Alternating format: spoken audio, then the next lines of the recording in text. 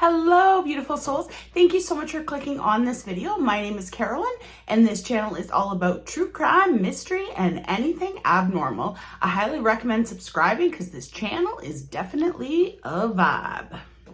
Thank you so much for joining me. I hope you're all having an amazing day, and let's get right into today's story. Because today we are diving into one of the most intense and expensive investigations and trials in Canada's history.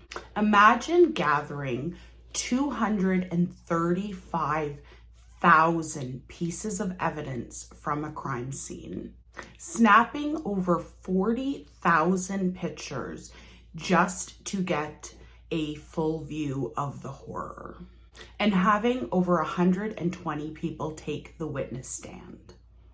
It cost over $70 million to process the crime scene. They had to hire almost 100 anthropologists to come in to work this crime scene. All of this was about a single man who snuffed out the lives of at least 49 innocent women. On March 11th, 1964, George Papin and his wife Alice had their fourth child, who they named Georgina. However, there would be very little that they would do to contribute to her upbringing. Georgina's mother, Alice, suffered from addiction and a lot of other medical issues. Georgina's father had a lot of run-ins with the law. Georgina's grandfather, James Rattlesnake, I'm assuming Rattlesnake is not his official last name, but he was apparently a famous basketball player, and he stepped in to try to help raise Georgina and her siblings. Unfortunately, it was more than he could manage, and by the time Georgina was a year old, her and her siblings had all been placed in child welfare. For the next 11 years, Georgina and her brother Richard bounced around in between group homes, foster homes. They never really landed anywhere for long. And being in the child welfare system in Canada for a lot of children is a very good experience, but there's also a lot of really bad experiences. And unfortunately, that was Georgina's experience. So at the age of 12, she ended up running away to Calgary, Alberta. And I don't think I mentioned yet, but this story takes place in BC, which is the far...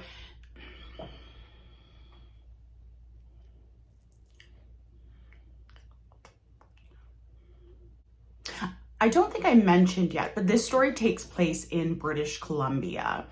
And Alberta is the province right beside British Columbia. British Columbia is all the way on the west coast of Canada.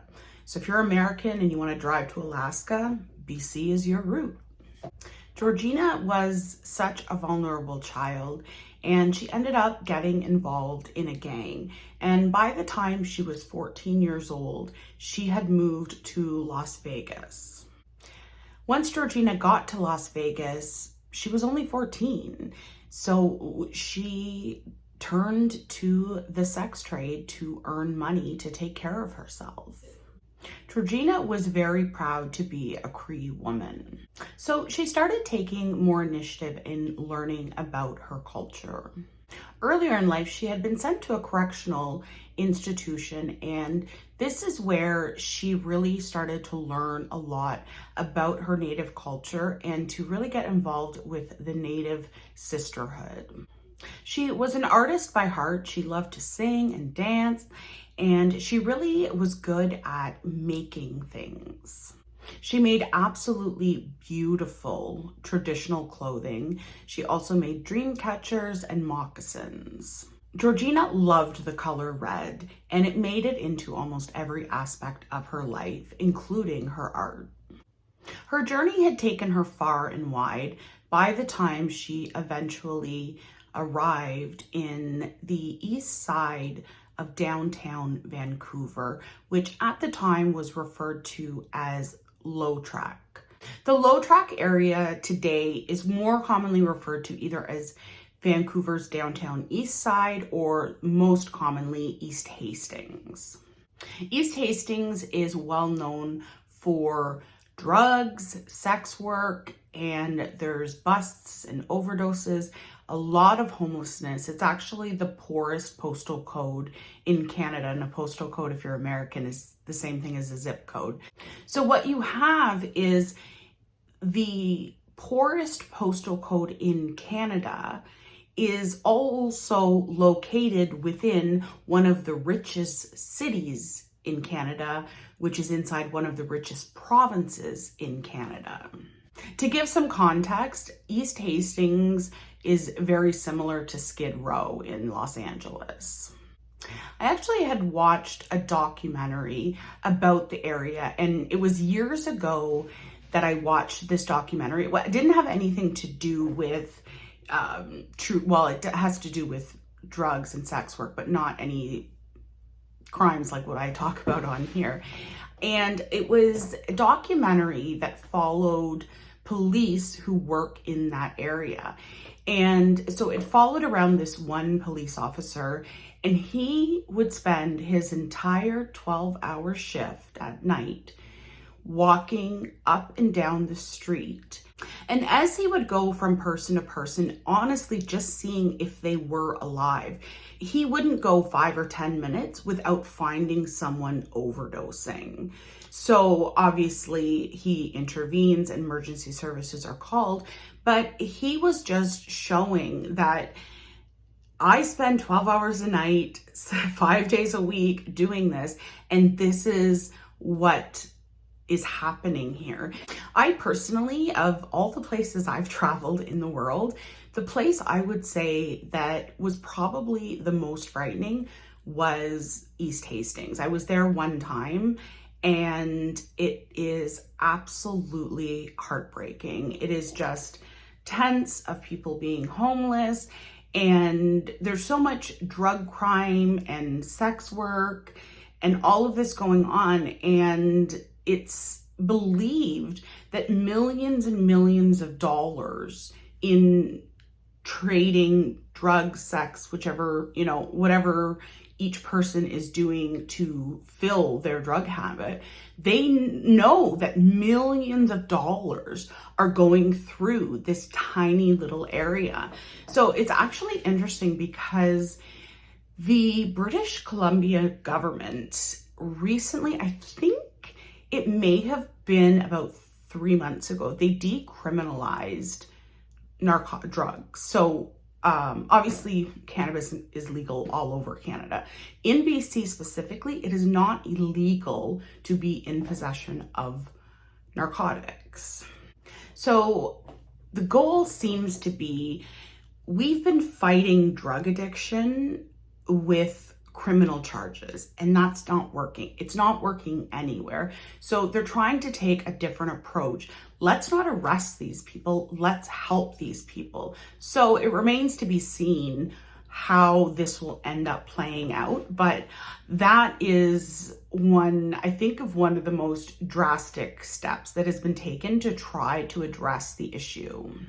Georgina, by the time she arrived in the Low Track area, she already had 7 children, and she was caught in the vicious cycle that almost everyone who lives in that area are going through. They have an addiction issue, and most of the time women, I can't keep saying S work because if I say it too many times, YouTube will flag my video. So I'm just going to call them ladies of the night so I don't get in trouble by the YouTube gods. Be nice, YouTube daddy. I'm a good girl.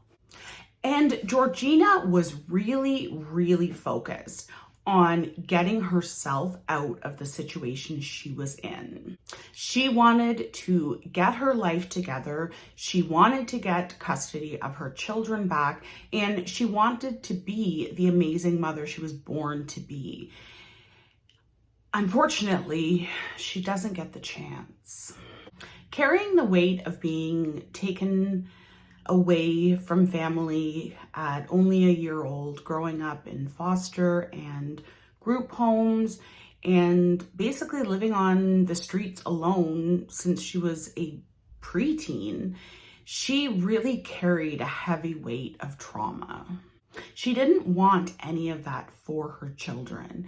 So she decided she was going to get her life together, and her main focus was being able to get her children back and raise and support them the best that she could. In March 1999, Georgina was finally mustering up the courage to leave the life that she had living in the Low Track area. She was ready to get her life together, and she was really focused on getting her children back. Unfortunately, before she would get the chance to do that, she would vanish. And when women go missing from the Low Track area, or today East Hastings, people don't really seem to care. Georgina was very well known for her warm and loving spirit, and her sisters assumed that maybe Georgina had gone somewhere and she was trying to get her life together. So they thought maybe she's like doing some work on herself, maybe she was in some type of rehab. They thought maybe she hadn't gone missing suspiciously, maybe she had purposely left the area to try to improve her life. The problem was time kept passing and nobody heard from Georgina. The family got to the point that they knew that she would not be out of contact with them for this long voluntarily. In late 1999, Georgina's sister Bonnie filed a missing persons report. Now, you imagine if you have a family member who is a lady of the night, she has issues with substances, and she goes missing, you probably don't have real high hopes that the police are going to do much. You should have high hopes that they will do much, but in reality, that's not usually the case. Usually, these people in society get disregarded, and it's really sad that it happens, but in Georgina's case, that's not what happened at all. When she was reported missing, police took it very serious because women and girls had been going missing from the Low Track area since 1983. Now, some report the first instance was 1971, but there were a lot more women going missing than should have. Now, it took the police a whole 15 years before they showed any interest in these missing women. In September 1998, Detective Dave Dickinson started taking this case very serious. They started a special task force and they started a missing woman's list. And this was a list of every woman who had been reported missing from the Low Track area. So at this point, the task force, they knew an alarming number of women were going missing. They knew there was a predator, and this predator seemed to be targeting ladies of the night, which is common with serial killers. The thing was, there were a lot of missing women, but there were no bodies. So that made things challenging because the police know they have an insane number of women going missing, but they're not finding any bodies of any of these women. But the number of women going missing just kept rising, and police realized they had a serial killer. They just didn't know who he was, and they didn't know what he was doing with the bodies. Police announced a reward for $100,000 for any information that would lead them to the suspect, that would lead to a conviction of any of these missing women. While the investigation was in full swing, 29-year-old Lynn Ellingson was withholding significant information. She was a frequent visitor of a house that was very well known for having a lot of parties. She had been staying on the farm for about 2 months, doing jobs for the owner known as Willie. One night, after helping Willie pick up a lady of the night and bring her back to the farm, she fell asleep after she had been doing substances. Willie had already taken the other woman to another room when Lynn fell asleep. But Lynn was suddenly awoken by loud sounds, and she looked out the window and she could see the lights were on in the barn. Lynn walked towards the barn and pushed open the barn door. What she saw was worse than anything she had ever seen in any horror movie before. The barn was covered in blood, and there was a woman who was deceased hanging from a meat hook in the center of the barn. Just as Lynn was processing what she was seeing, she felt a hand pull her inside the barn. It was Willie, completely covered in blood, trying to force Lynn to look at the woman hanging on the hook. The one thing that she did notice was that her toes were painted red. What she didn't know was she was looking at the deceased body of Georgina. Georgina had not gone somewhere to try to get help. She had been taken by Willie and murdered. Lynn, constantly trying to avert her eyes because she didn't want to look at the horror that was in front of her, she noticed a table that had a couple of knives on it and black hair. It was evident that Willie had murdered this woman, skinned her alive, and was now planning to butcher her. Willie threatened Lynn to stay quiet or she would meet the same fate as the woman hanging in front of her, who was Georgina Papin. Police were operating with very limited info, so they took to the streets and they just started talking to every single lady of the night that they could to see if they could find out, do these women have any information that they may not know is significant, but maybe is very significant. And as the police started to talk to all the different women, a lot of them kept referring to a specific person named Willie, who was, they would call him a bad date. These women used the term bad date to describe a notorious client that would come to the East Hastings area on a very regular basis, and he was labeled as a bad date because he was very cruel and violent with the woman that he would pay for their services. Unfortunately, despite their intuition telling them not to go with this man, unfortunately, their substance abuse was so strong that they would go with someone and knowing that it wasn't safe because they were just so desperate to feed their addiction. And again, police keep trying to investigate this, but again, there's no bodies. So they know they have about 50 women missing, but they've never found a single body. Through the investigation, they determined that they believed that this killer was actually a copycat killer of the Green River Killer. If you don't know, the Green River Killer was Gary Ridgway. He killed, I think he was convicted of killing 48 women. Don't quote me 100% on that. It may be 49. Close to 50 women he was convicted of murdering. And another thing that's interesting about Gary Ridgway is he has an extremely low IQ. So he only has an IQ of about 81. If you want a video on Gary Ridgway, the Green River Killer, just leave it in the comment section below because I can do a whole video about him because he's a whole mess on his own.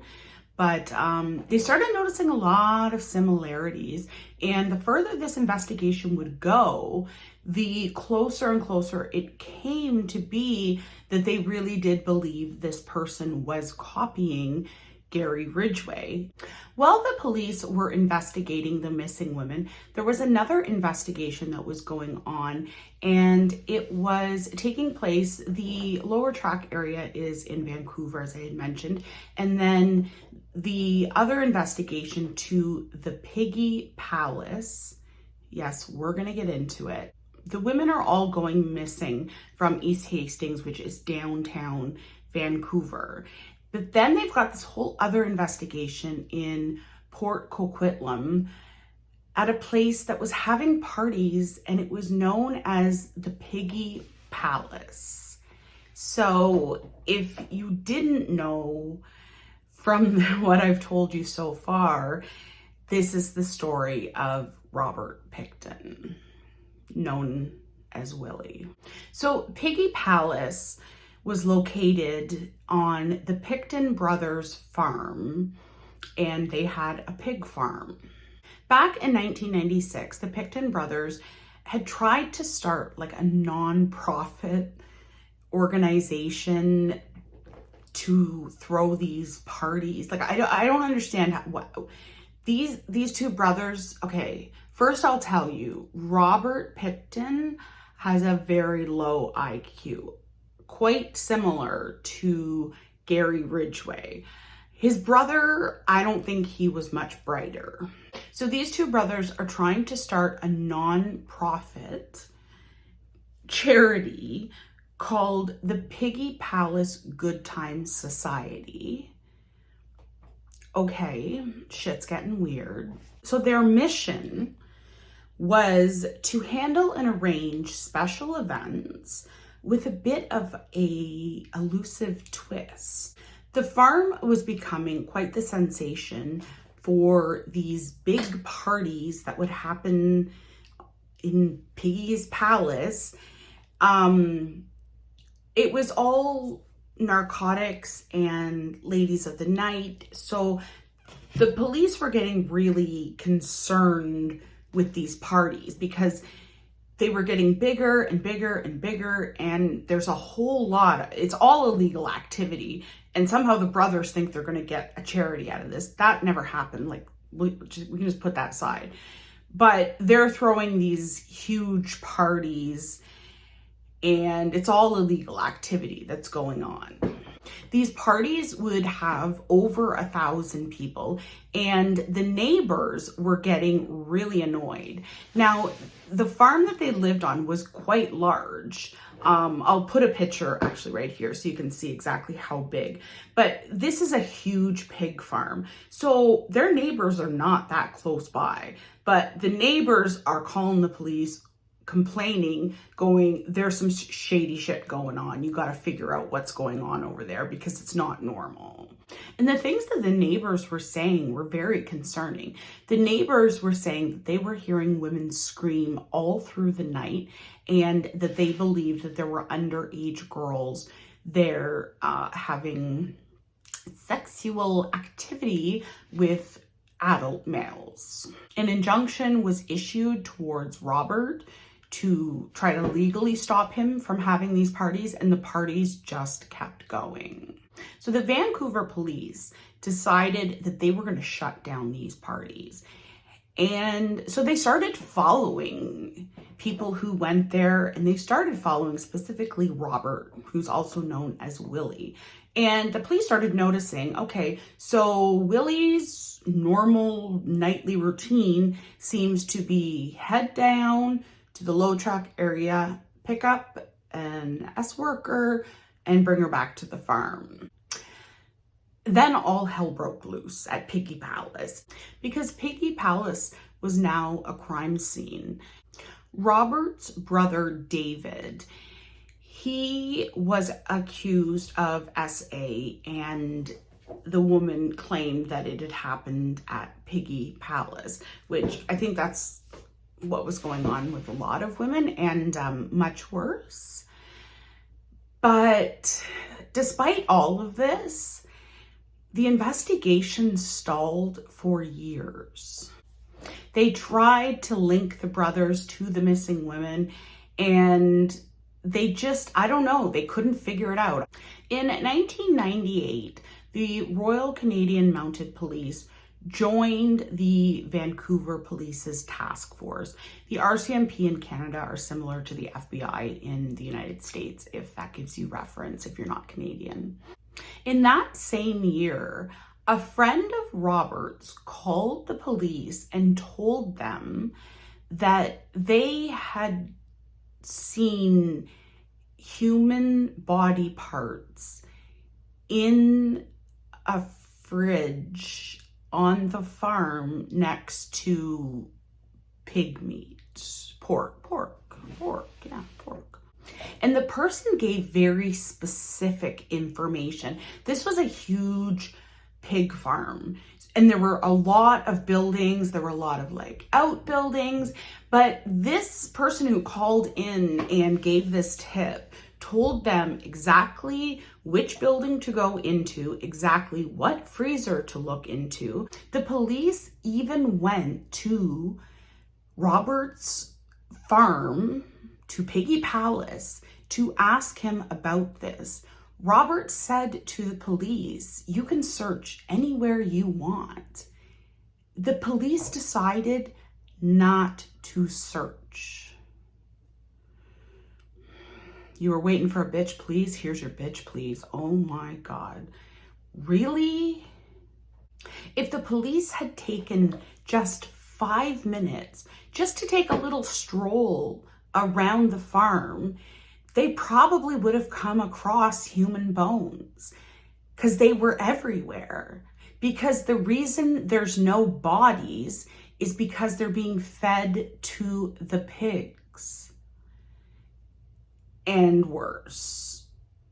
2 years later, in 2001, the number of women that had gone missing from the Low Track area had reached 54 from 16 that there was in 1998. During this time, there was a man by the name of Bill Hiscock. After Bill had lost his wife, he had turned to alcohol and drugs to cope with his loss, and he ended up becoming friends with the Pickton brothers, and he began staying on the farm. Police then got another tip. This tip was from Bill, and he said to the police that he believed that Robert Pickton was the person who was responsible for all of the Lower Track women that had gone missing. And he really wanted the police to investigate this. Bill described Piggy Palace as a very creepy place. It also happened to be guarded by a 600-pound wild boar. So, I don't know, there's a big pig that's in charge of Piggy Palace. And I'm not talking about Robert Pickton, he's a pig too, but apparently there's a 600-pound wild boar that, is security. I don't know. He also shared with police that Robert Pickton had actually been charged with stabbing a woman in 1997 at Piggy Palace. The woman who he had allegedly stabbed, her name was Wendy Lynn. Wendy said that what happened was Robert had handcuffed her, and she was able to get a knife, and she stabbed him once because obviously she's fighting for her life. He ends up stabbing her 3 times, and obviously she goes to the police to explain to them what happened. Now, did the police go ahead with the case and actually do their job? 100% absolutely not. No, because the problem is Wendy is a lady of the night, and obviously we can't take anything they say serious. We know that they are victimized insanely high compared to the average person. So Wendy, who is a lady of the night and does substances, prosecution decides they can't trust her. She's not reliable. Now, Robert, Willie, he does substances and he hires ladies of the night. So obviously you're going to believe him. You have two people doing the goddamn same thing. One's the worker, one's the servicer, but they're both doing the same thing. But they choose to believe Willie over Wendy.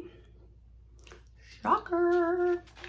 During this, police, I think they did like a half-ass search of the pig farm. They found a container that had a whole bunch of women's IDs. Now, did that raise alarm bells to them? Absolutely not. No. Of course, it's normal that a man has 20 different IDs from women just, you know, in a box in his house. Like of course that's normal. Not suspicious at all. Please note the sarcasm. Police claimed that they searched more of the pig farm, but they couldn't find anything. Now, the thing is, we know with 100% certainty that this is not true. We'll find out later that it was impossible that they searched this farm, because if they would have had human bones everywhere. So again, in this story, the investigation hits a block. They're still suspecting Robert and Willie, but yeah, of course, they just can't seem to find a piece of evidence.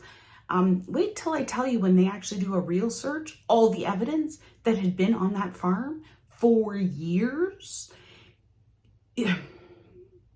As I had mentioned earlier, they had to hire almost 100 anthropologists to come to collect the human bones that were literally scattered over the entire farm. But during this search, they couldn't find anything suspicious. No, nothing suspicious here. Please look away. On February 7th, 2002, an adjacent property to the farm was searched. A discovery shocked Vancouver, British Columbia, all of Canada. The bodies of Serena Abbotsway and Mona Wilson were found. What made it even worse is that they were found and their bodies had already been cut up. These two women were both on the list of missing women, so police finally clued into the fact that the other missing women probably had similar fates. At the time of the search of the farm, Robert Pickton was already in jail for an illegal weapons charge. He was released on bail, but police put him under surveillance. On February 22nd, 2002, Robert was arrested and charged with 2 counts of first-degree murder. But that was not even a glimpse of what Robert was capable of. So who the hell was Robert Willie Pickton? Let's take a peek into the early chapters of Robert Willie Pickton's life. He was born October 24th, 1949 in Port Coquitlam. His parents were Leonard and Louise Pickton. Robert Pickton definitely had a difficult childhood. When he was 3 years old, his mother thought that he cried too much. So she made him sleep in a chicken coop for a year. Remember, this is Canada, so it gets cold in the winter. And she made this 3-year-old child sleep in a chicken coop in the freezing cold for an entire year. His father was not much better. His father would beat him every chance he got. They lived in a house with no running water. There was a spring that would run under their house. So what Robert used to do as a young child is lift up the floorboards of the house to drink water that I guess ran just under the house. Another thing about Robert that was not only began in his childhood but continued his entire life was he had an extreme fear of showering, and particularly he was very afraid of getting his face wet. This was even as an adult. What caused this fear, we don't know. But what we do know is it led to a very, very stinky child. So when he would go to school, he's living on a pig farm. He smells like manure and blood and like everything you think of on a pig farm. And the kids obviously would tease him like crazy, and they didn't want to be around him because he smelled so bad. And he never grew out of that. Even as an adult, he rarely ever showered and did not wash his face. What he smelled like, I can't even imagine. Robert's mother, Louise, was quite a businesswoman, and she ran a meat company. It took up most of her time, so she had little time left for the children. The children got a crash course in pig farming and everything that goes along with that. The family business of running this pig farm required the sweat of not only the parents, but also all of the children. The children worked day and night. They weren't allowed to have friends or ever socialize. All they did was take care of pigs, butcher pigs, and smell bad. Now, I'm not saying that if you have a farm, you smell bad. He refuses to shower. That's why he smells bad. I'm not trying to throw any shade at farmers. Schooling was always very difficult for Robert, not only because kids picked on him because of his smell. He had a very low IQ. He only had an IQ of about 86. So at that time, they would refer to children as slow, and he was put in special education classes. And this was something that caused extreme embarrassment in Robert, and he ended up dropping out of high school midway through. Young Robert was shy, and he really liked hiding when there was anything of trouble going on. He would go and crawl into tiny little places and hide for hours, and nobody could ever find him. A kid who played with him as a child said that one time Robert climbed inside the carcass of a pig, and that's where he was hiding. Yeah, I just fucking said that. Yep. Robert thought it was hilarious when he crawled out of a hollowed out dead pig. Oh no. They often say that there's a hidden chapter in people's lives that sometimes can explain their decisions later on in life. And for Robert, he had one of those situations. And it may sound familiar. Robert loved animals, and he decided he had saved up, he had $35, he was going to go and buy a calf. So he goes and buys a calf, and he has it at the farm, and he plays with the little calf, and it's his best friend. One day, Robert returned home from school, and he couldn't find the calf. So he asked his father, and his father said, "Why don't you go down to the barn to look?" The calf that he cared so much about was there, but not in the way he would ever want to see him. It was hanging upside down, cleaned out, and butchered. So forget Silence of the Lambs. This is Silence of the Calf? I don't know. After Robert had seen what had happened to the calf, he didn't speak to anyone for 4 days. So his dad ended up giving him $40 so he could go buy a new calf. This experience marked him for sure, and it was something he carried into adult life and would only tell those who he was very close to about that experience. Robert looked up to his mother, even though she was distant, abusive, possibly psychotic. I'm going to tell you a story about Robert and his mother, and you tell me what you think about his mother. This is a story about David, the brother, not about Robert, but it is very telling about their mother.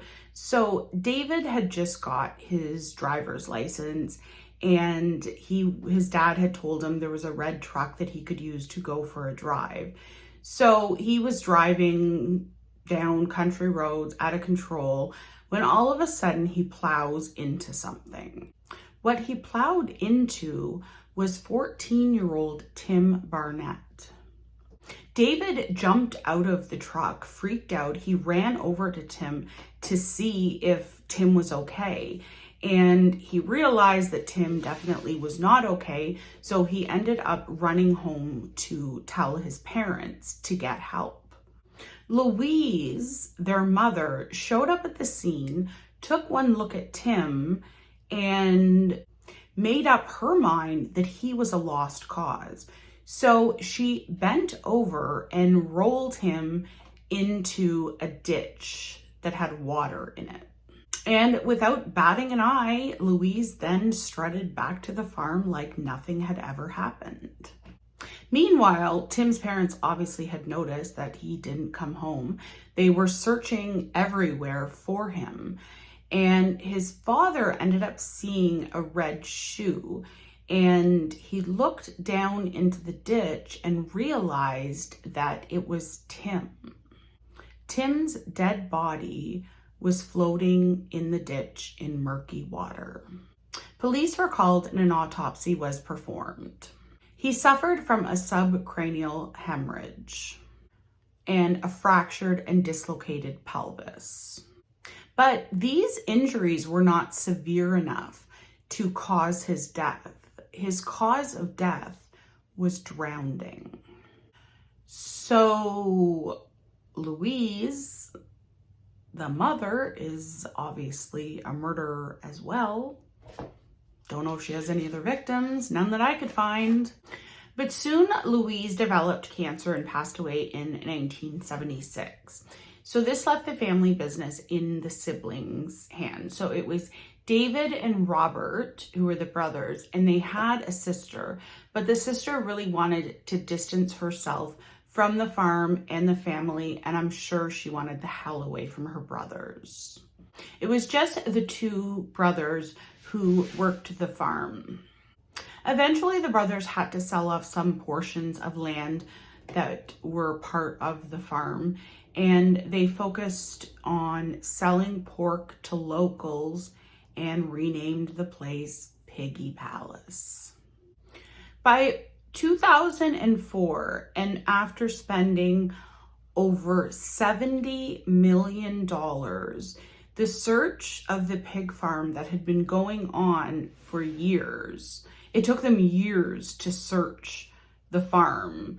They, as I had mentioned earlier, hired almost 100 anthropologists, and all of these bones that they kept finding, they kept linking more and more to the women on the missing women's list.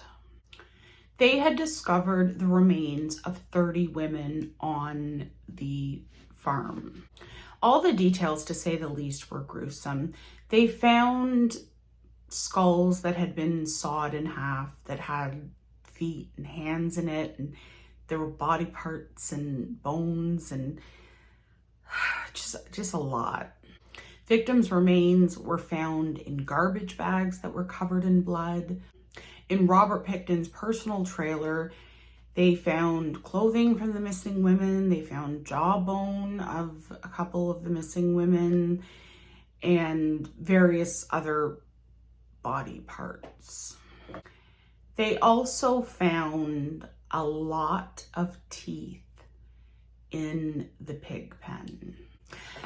Okay, I don't even know how to say this seriously. It's not funny, but it's so, okay. So they also found a .22 caliber pistol, which Robert had fashioned a dildo as a silencer on the gun. So yeah, that was a choice. I don't know how that would make a gun not go off. I don't know much about guns, but I never heard of anyone putting a dildo on one. So that's new. Now Robert was facing 22 counts of murder and 15 counts of first-degree murder. They even found human body parts in a wood chipper. They also found the jawbone in a pig pen. So the police realized that's how he was getting rid of the bodies. That's why this whole investigation, they kept saying, where are the bodies? Well, he fed them to the pigs. But that may not be the only thing he did with parts of the bodies. Adding to the strange circumstances, police found body parts in the freezer right beside meat from pigs that they would sell for human consumption, which led police to believe that people who were buying meat from the Picktons may have consumed human meat. And when this was made public, people collectively lost their minds.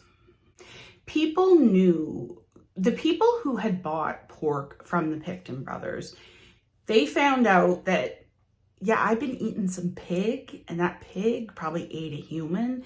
It was another level when they came out and said, yeah, you might have not had that whole consumption digestion.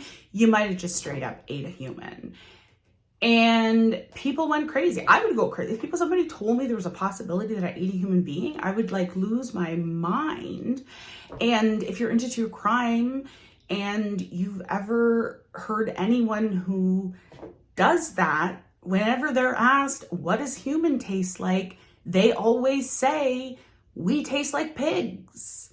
So it was never conclusively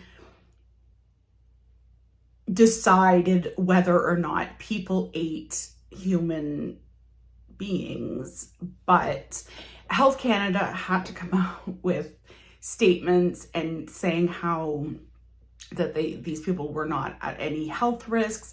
Anyone that had consumed anything from the farm, they had like medical kind of check things out, and Health Canada really kind of had to step in and take over the situation because people wanted to know, like, dude, did I eat a human? And if I did, what the fuck does that mean? Like, what does that mean? Like, can it make me sick? Can it make me crazy? Like, it could make me crazy. I would probably make me crazy, but I don't know. So the police determined what Robert would do is he would go to the low track area, pick up a lady of the night, take her home, have sex with her, whether it was consensual or not, it's not clear. Because of the profession that the women did, they think that possibly it was consensual, but there's also a big belief that at a certain point it became non-consensual. I'm pretty sure when he stabbed them, that was the non-consensual part, but there may have been more that was not consensual. And then he would cut them up and feed them to his pigs. So Robert would lure these women to Piggy Palace, promising them substances, party. And it's interesting because Robert himself didn't do drugs until 2001. And then in 2001, he developed a very severe crack habit. So he went all in, I guess you could say. The thing was, for the women to get from Lower Track to Piggy Palace, it was a bit of a stretch for them. Like they didn't have cars, they didn't have ways to get there. So there was two ways to get there. Either Robert came, picked them up and brought them there, or a woman by the name of Dina Taylor, who was a friend of Robert. She was accused of arranging meetings between sex workers and Robert, but everything to do with that was unproven.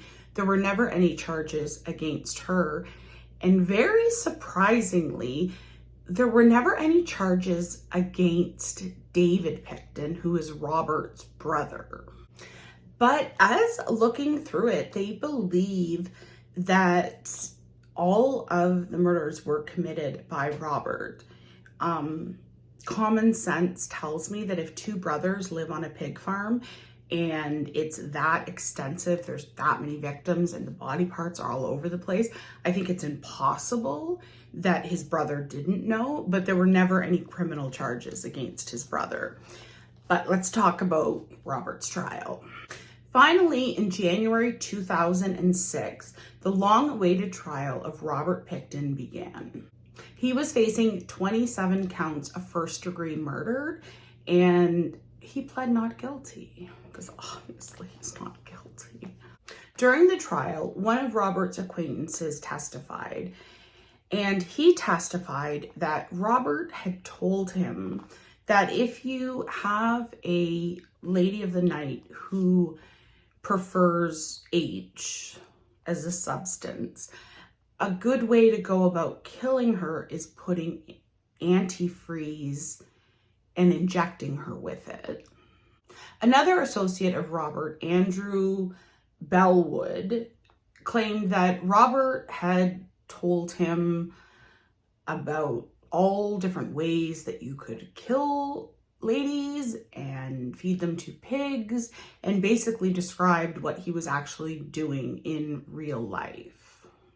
So it came to light during the trial what Robert's preference was to use either handcuffs or, like, I think zip ties, they call them some kind of loops.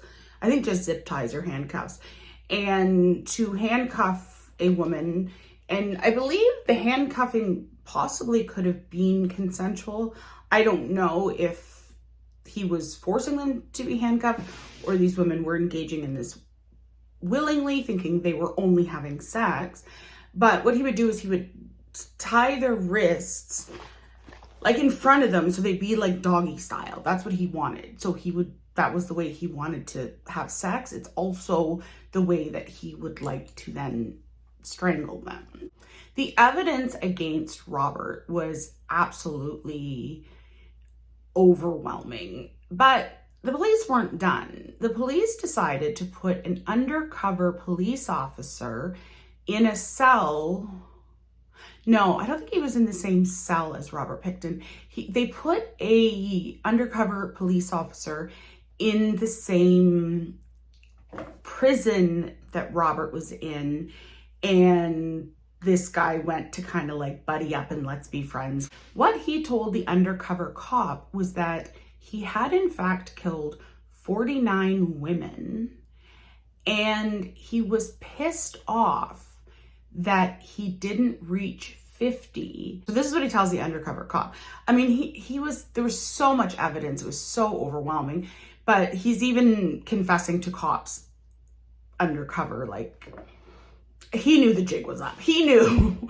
I don't think for a second he pled not guilty, but he knew he was going to jail forever. Like, there's no way around this situation. So when the jury heard from the undercover police officer, to say that they were not impressed with what they were hearing was to put it mildly. I think a lot of times in these stories, we don't think enough about the jury, because the jurors in this case, once the trial was complete, the jurors were given a 2-week vacation and they were given trauma counseling. Obviously, the victims in this story are the 49 women whose lives he took and their family and friends. But it's such a ripple effect of how many people that it actually goes on and actually ends up affecting. So finally, after 9 days of deliberation, the jury came back and found Robert guilty. Robert Pickton was found guilty on 6 counts of second-degree murder. Now, the most severe punishment that you can receive in Canada is life in prison with the possibility of parole after 25 years. A lot of times when people from other countries hear that, they think you're going to let this psychopath out of prison in 25 years. It doesn't work that way. I can guarantee Robert Pickton will never get parole. And in his case, because he was found guilty of second-degree murder, he actually could have been given life in prison with the possibility of parole after 10 years. But he's never going to get out of prison. He will never get parole. He'll die in prison.